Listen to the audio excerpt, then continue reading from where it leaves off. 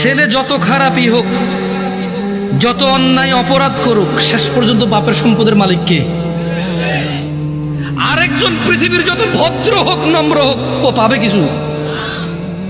মা তার সন্তানকে যতই মারুক, শেষ পর্যন্ত শলার দাগের মধ্যে, বেতের দাগের মধ্যে তেলটা কে লাগায়? মলমটা কে লাগায়? চুলগুলো কে আশ্রয় দেয়? জামা কাপড়গুলো কে ধুয়ে দেয়? মা ধুয়ে। জ্বর হলে মাথায় জলপট্টি কে দেয়?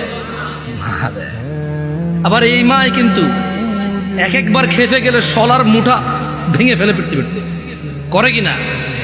আস্থা রাখো ভাই আমার, কোরআন সুন্নাহর মধ্যে আস্থা রাখো। আমরা যদি আল্লাহর বান্দা হই, কার বান্দা? আমরা কার বান্দা হব? তোমাকে আমি বলি, শুনো, আমি শেষ আমার ওয়াজ।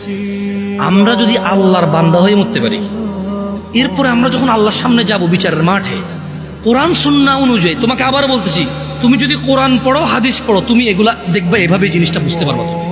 যখন আমরা মরবো, হিসাবের টাইম আসবে, আল্লাহর সামনে যখন আমরা উপস্থিত হব, যখন আমরা কুফরি করব না, শিরিক করব না, যখন আমরা কি করব না, কুফরি করব না, শিরিক করব না, আল্লাহর সামনে গেলে আমাদের অনেক গুনাহ যদি থাকে, এটা আল্লাহর ক্ষমতা। আল্লাহ আমাদেরকে শাস্তি দিবে অথবা ক্ষমা করবে। আল্লাহ আমাদের শাস্তি দিবে অথবা ক্ষমা করবে। এটা কার ইখতিয়ার? সিদ্ধান্ত কার? আল্লাহ। ধরে নাও আল্লাহ আমাদেরকে ক্ষমা করে দিচ্ছে, তাহলে আল্লাহ আমাদেরকে জান্নাত দিল। কি দিল? ওকে। ধরে নাও আল্লাহ আমাদেরকে ক্ষমা করে নাই, তাহলে আল্লাহ আমাদেরকে শাস্তি দিবে। কি দিবে? কিন্তু ওই যে আমরা মুমিন মুসলমান, এই শাস্তি চিরস্থায়ী হবে না। কি হবে না? কি হবে না? ওই যে যার যে অপরাধ, চুরি করলে 6 মাস জেল, ডাকাতি করলে 1 বছর জেল, মানুষ মারলে 12 বছর যাবজ্জীবন জেল, ওই হিসেবে আমাদের অন্যায় অপরাধ অনুযায়ী শাস্তি পাবো। কি পাবো?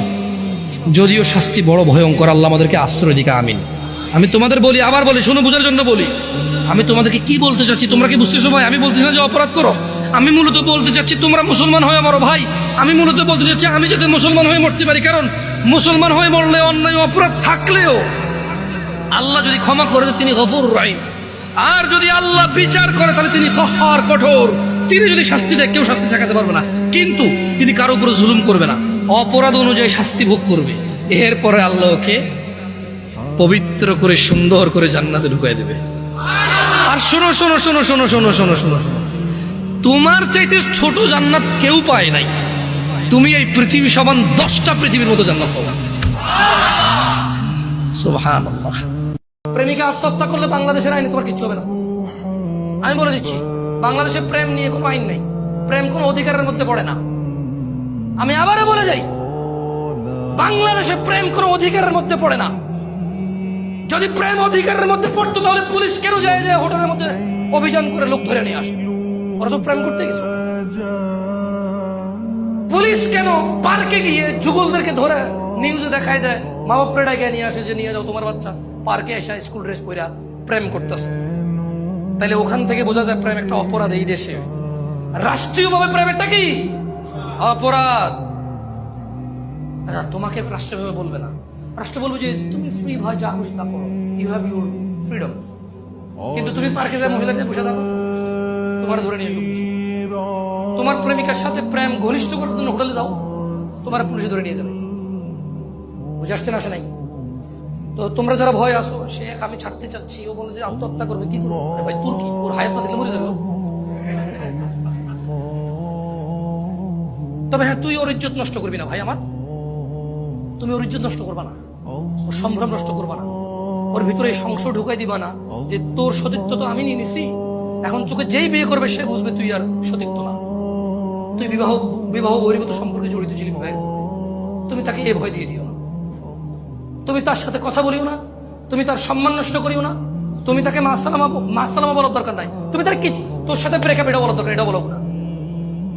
আমি তোমাদেরকে বললাম, আমি তো ফতোয়া দেই না, কোন অপরিচিত মহিলাকে ব্রেকআপ বলাও গুনাহ, কারণ ওর সাথে কথা বলাই তো জায়েজ নাই ভাই অপ্রয়োজনে। তোমার সাথে ভাই আমি আর সম্পর্ক রাখবো না, তোর সম্পর্ক কি বল? সম্পর্ক থাকলে না মানুষ রাখে না, কি সম্পর্ক বল? হ্যাঁ, বোনরা কি আছে, মহিলারা কি আছে? বোন, দুশ্চরিত্র ছেলেকে বিয়ে করবা না। কোন মেয়ে যে প্রেম করে প্রেমিককে বিয়ে করে, সে দুশ্চরিত্র পুরুষকে বিয়ে করে। তার এই কমপ্লেন দেওয়া উচিত নয় যে আমার হাজবেন্ড পরকীয়া করে মোবাইলে মেসেজ দেখার পর আমার থাপ্পড় দিছে, বললো যে জায়েজই নেই, তুমি আমার অনুমতি সহ আমার মোবাইল দেখবা। ফটো দেখছেন জামাই, মানে মহিলা দেখছে যে জামাই আরেক বেটির সাথে পরকীয়া করে। এখন জামাই বলতেছে যে তুমি তো অনুমতি ছাড়া আমার মোবাইল দেখছো, সেটাই তোমার গুনাহ। ওরে বাপরে, মুফতি আদম। সো আল্লাহ আমাদেরকে বুঝে তৌফিক দান করুন।